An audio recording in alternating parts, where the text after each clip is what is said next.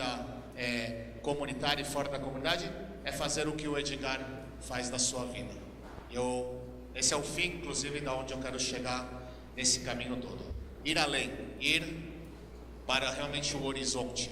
Isso eu acho que é a primeira coisa. Quando a gente fala de juventude, tá? E agora eu vou falar do ponto de vista de quem estudou história, eu não sou historiador como outras pessoas que continuam pesquisando. A gente sabe que durante a história, não é que foi óbvio que o jovem sempre existiu, quer dizer, o jovem sempre existiu a idade de vocês, tá? As pessoas tiveram a idade de vocês, somente que elas não eram reconhecidas na sociedade como alguém que sim pode mudar algo, alguém que sim pode influenciar em algo na sociedade. Por exemplo, na Idade Média, se vocês forem ver essa pequena imagem aqui, vocês vão ver que os jovens, as crianças, eram retratadas como adultos, eram vistos como pequenos adultos, tá certo? E aí se transformavam, como nós não conhecemos, diretamente em adultos mesmo, tá? Não tinha essa coisa da escola, da alfabetização, poucos eram alfabetizados, como a gente sabe, estava nas mãos da igreja. Era isso, esse era o jovem na Idade Média. Se a gente começa a falar depois, já no início da modernidade, também aí a gente vai ver que não é tão simples a passagem de ver o jovem influenciando a sociedade, mudando o mundo.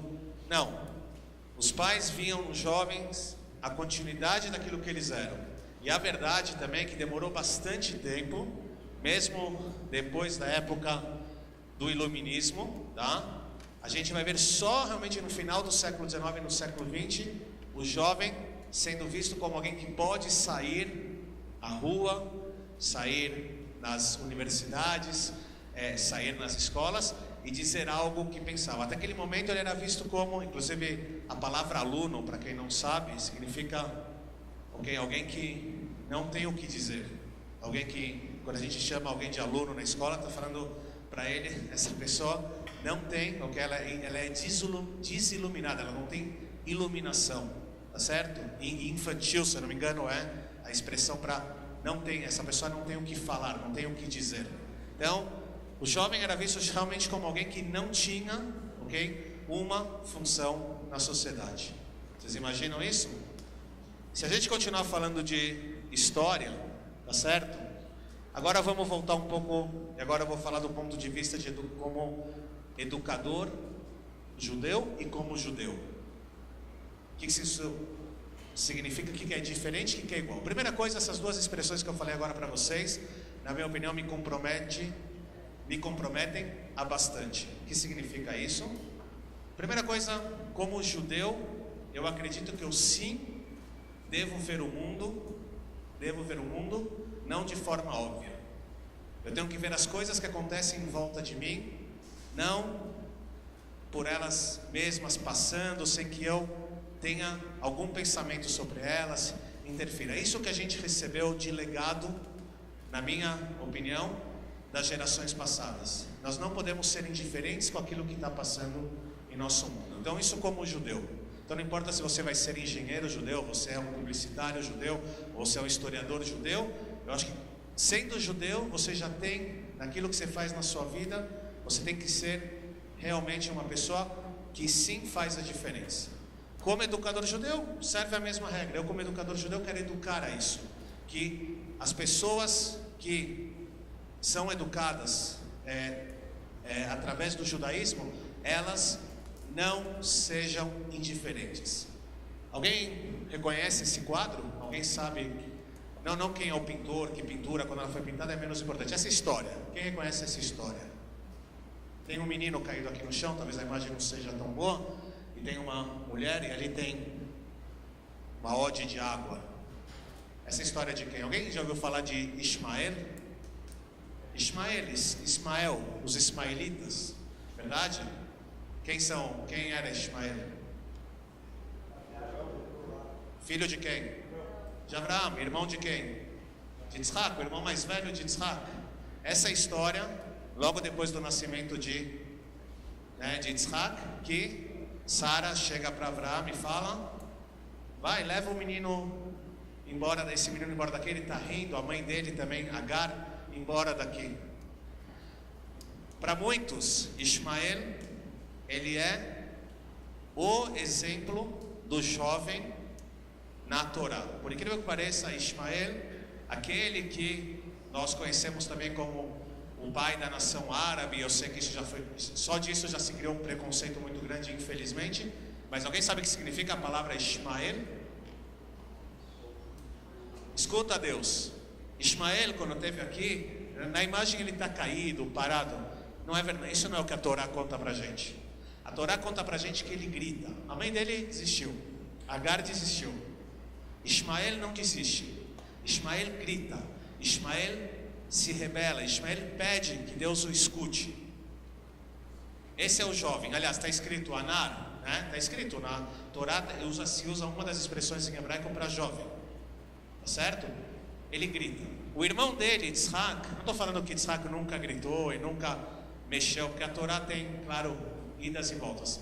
Mas Yitzhak, na história mais famosa talvez de Yitzhak, que é o sacrifício de Yitzhak, pessoal, ele é passivo. Essa é a grande verdade. Yitzhak é passivo durante o seu sacrifício. Tanto que as interpretações depois são muito duras em relação à relação de Yitzhak com Avraham. Eu sou péssimo realmente em preparar PowerPoint e tecnologia, mas eu não sei se vocês conseguem entender que ponto de vista que a gente está tendo aqui. Vocês, agora que eu coloquei vocês, o que vocês estão vendo? Pode falar. O quê? O poço? Boa. Parashat Shavua, o capítulo dessa semana da Torá. Conta a história de quem? Yosef, José e seu manto Technicolor. Pessoal, esse jovem foi jogado pelos seus irmãos para dentro do poço. Famosa expressão em português, o cara estava no fundo do poço, certo? No fundo do poço. O que acontece com Yosef? Yosef sai do poço, verdade? Ele chega aonde? No Egito. No que ele se transforma?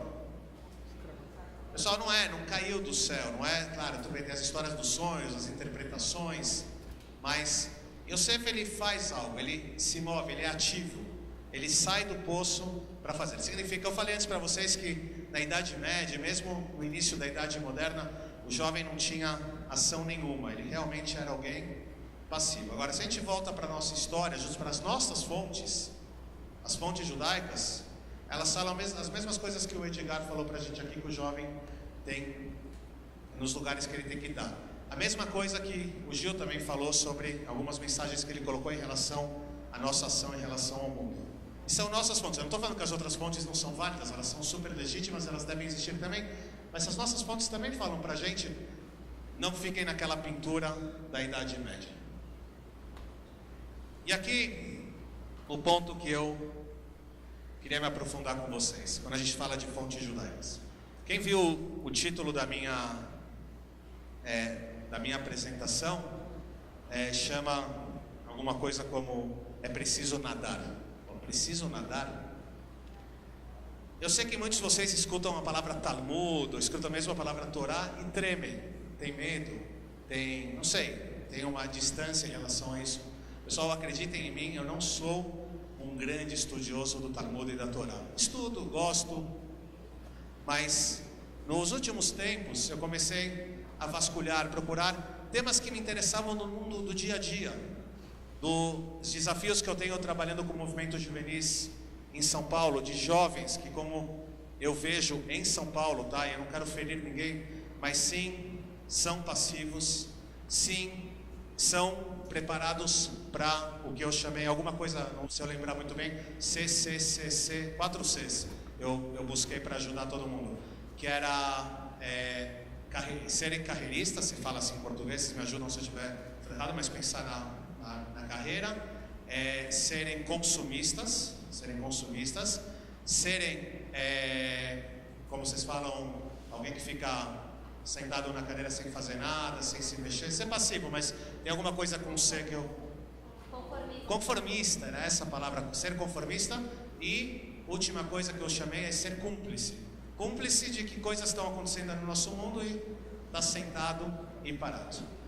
E aí eu falei que o Talmud ensina pra gente algo que, na minha opinião, dá uma resposta para todos nós. O Talmud ensina que o pai deve ao seu filho realizar o Brit Milá, redimi-lo, ensinar Torá, casá-lo com uma mulher. E aqui eu posso falar para vocês, por mim, pode casar com um homem, entendeu? Isso já a gente pode mudar, ensinar uma profissão. E tem até aqueles que dizem, inclusive, ensinar a nadar, tá bom? Eu não vou, se quem quiser ler a continuação, que também é importante porque fala de ética, mas esse ensinar a nadar me intrigou. Eu falei, espera aí, o que é ensinar a nadar? E eu falei para vocês, é preciso nadar. E aqui, vamos falar bem claro. Se eu fizer uma leitura atual para o que está escrito aqui, Brit Milá é Brit Milá. Tá? Não vou entrar nessa questão, é circuncisão mesmo. Tá? A gente pode ter interpretações sobre o legado que a gente recebe, a nossa ligação, mas eu vou deixar. O redimi-lo também pode ter interpretações, mas eu vou começar por casar. Para mim, casar tem aqui também uma questão de vida social, de respeito, de construção conjunta, não só entre marido e mulher, entre parceiros, não importa o sexo. Eu estou falando, tem na minha opinião uma visão de construir juntos, o que no mundo de hoje não é algo óbvio. Construir conjuntamente, como a gente viu nas palestras passadas, não é óbvio. Depois a gente vê ensinar uma profissão. Pessoal, eu acho que ensinar uma profissão, eu tenho certeza que quando eles escreveram o Talmud, eles estavam falando realmente de ensinar uma profissão, colocar uma profissão. Mas eu sim acho que não é somente trabalhar por trabalhar. Como também foi falado anteriormente, ensinar uma profissão significa fazer algo que você ame, que aquilo te dê um propósito. Realmente que aquilo te traga para um lugar onde você dá o seu melhor, se sinta bem e também faça o bem para os outros. Mas tudo bem, a gente pode gerar algumas discussões. E aí, chega naquela questão que eu falei, o nadar. E o que é o nadar para mim? Na antiguidade, na época do Talmud, há 1500 anos atrás, pode até ser que eles achavam importante, porque eles viajavam de barco de um lugar para o outro, que nadar era importante. Se caísse na água, tinha que saber nadar. Ótimo. Hoje em dia, todo mundo, meu filho tem 4 anos, vai para a escola, fica tarde, aprende a nadar, chega em casa pronto, já sabe nadar. Para mim, ensinar a nadar é sair do continente. É sair, nós não somos seres aquáticos, verdade? Eu não estou errado nisso. Acho que todo mundo aqui concorda comigo. Nós somos seres terrestres. Para mim, nadar é justamente sair desse lugar normal, desse lugar comum. E eu acredito que vocês devem aprender a nadar nesse mundo. Um jovem judeu tem que seguir o que o Talmud diz nesse sentido de saiam do comum, saiam, do óbvio. Arrisquem, podem errar, podem voltar, mas façam algo. Vejam, não sejam indiferentes com o mundo que rodeia vocês. Interessante, já no século XX a gente vê o Talmud, eu contei para vocês, a gente vê o que Thomas Mann diz aqui. Ser jovem quer dizer ser original, quer dizer conservar-se próximo das fontes da vida, quer dizer erguer-se e sacudir as amarras de uma civilização obsoleta, ousar o que os outros não têm coragem de arriscar e saber voltar a emergir no elementar. Isso é fantástico para mim. Thomas Mann, fantástico. O Talmud, na minha opinião, naquela interpretação, ele vem dizer a mesma coisa. Ousar.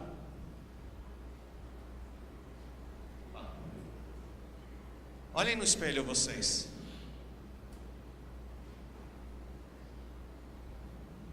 Essa cidade onde eu vivo hoje em dia. Acho que Porto Alegre não está assim, mas já está assim. Em alguns pontos está assim. Mas São Paulo é isso todos os dias.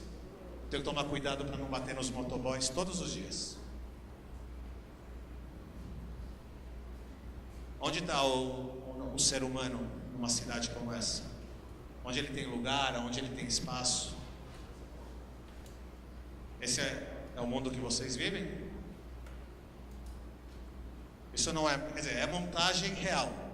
É a montagem dessas pessoas que construíram aqui do lado do córrego e o prédio de luxo num bairro onde faz a fronteira. Esse é o mundo real que a gente vive.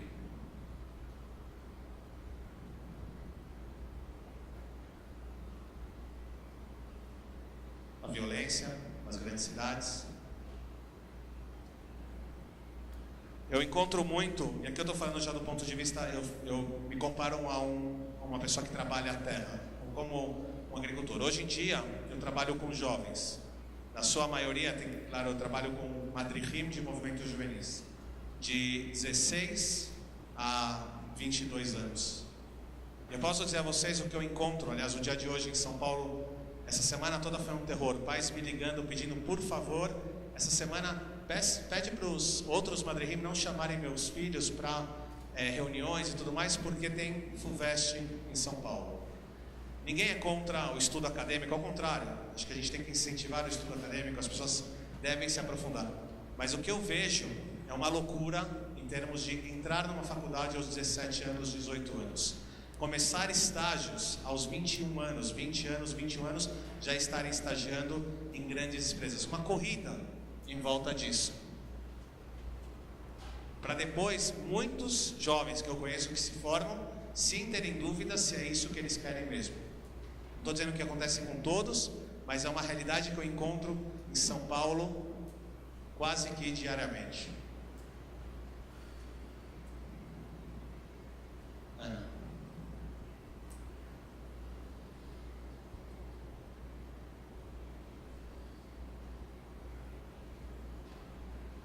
Muito bem.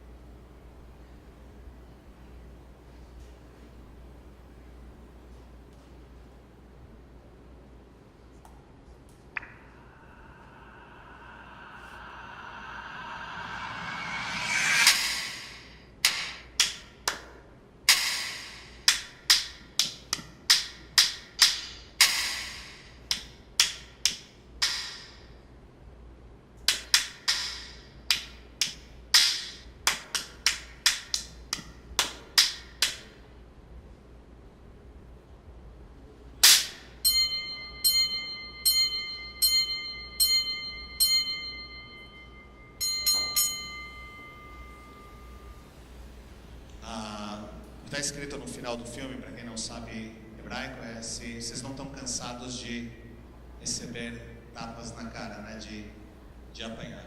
Depois, opa, o que eu fiz aqui? Achamos.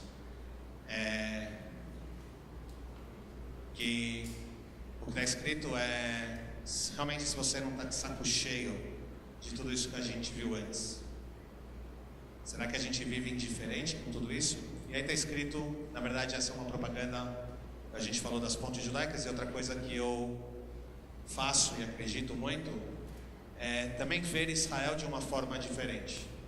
Para quem, alguns aqui me conhecem, sabem que eu adoraria agora estar andando por Israel, no meio da natureza, ou mesmo nos sítios históricos e contando as histórias do lugar, que é parte do que eu sempre fiz. Mas eu, como educador judeu e educador de judaísmo, acredito que o lugar de Israel é também gerar um pensamento, gerar uma crítica do lado bom e do lado ruim. Israel tem que inspirar a gente também, como jovens, a pensar diferente. Essa propaganda, para quem lembra o tema das últimas eleições em Israel, foi justamente a questão de dividir o peso, público do que as pessoas fazem para a sociedade israelense. E aqui é uma propaganda que fala: você não está cansado, que você paga o IPTU, tem pessoas que não pagam, você serve o exército, tem pessoas que não servem, você é obrigado a fazer coisas, por exemplo, em questões religiosas, e você não fala nada. Então, vamos parar com isso. E eu queria terminar justamente, já botei no meu bolso aqui o controle, eu sou muito bom nisso. Deixa eu tirar ele aqui. Eu quero terminar com outra fonte judaica. Não é a Torá, não é o Talmud, não é fontes judaicas, mas é uma fonte judaica moderna. Não sei quantos de vocês conhecem o rabino Avraham Yoshua Escher, que se não conhecem, se saírem daqui conhecendo pelo menos essa frase, indo atrás de outras, eu já vou também sair satisfeito daqui.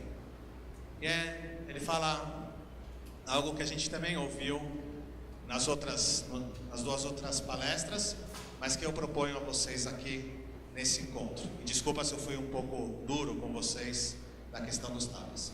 E acima de tudo, lembre que o sentido da vida é construir a vida como se fosse uma obra de arte. Vocês não são máquinas e vocês são jovens. Comecem a trabalhar nesta grande obra de arte que é a sua própria existência. Pessoal, eu espero que dessa rápida apresentação vocês realmente podem sair sabendo que como jovens judeus, vocês não podem ficar indiferentes do que acontece ao redor de vocês. Isso está nas nossas fontes, está na nossa história atual também. Muito obrigado pelo convite. Valeu.